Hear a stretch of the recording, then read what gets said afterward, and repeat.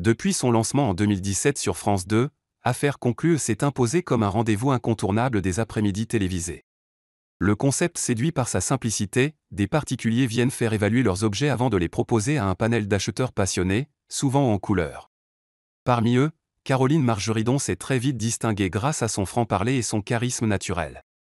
Devenue une figure emblématique du programme, elle attire l'attention, mais pas toujours pour les bonnes raisons.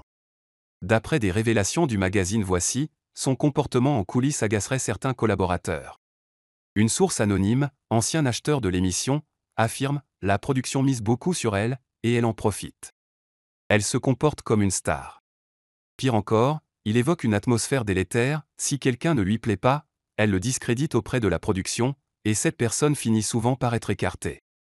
Des tensions qui auraient poussé plusieurs membres de l'équipe à quitter l'émission. Face à ces accusations, la principale intéressée a choisi de répondre avec humour sur Instagram « Merci pour vos messages, ils m'ont bien fait rire. Vous avez raison, la jalousie, ce n'est pas bien. Je vous aime. » Une réaction fidèle à son image, mais qui ne suffira peut-être pas à calmer les critiques internes.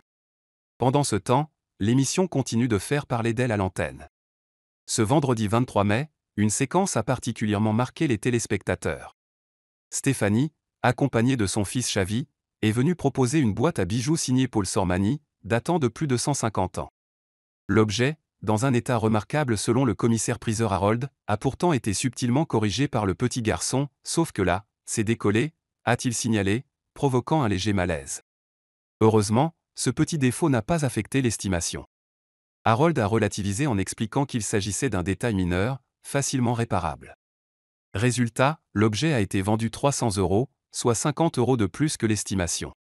Comme quoi, même les petits accros peuvent parfois jouer en faveur du vendeur.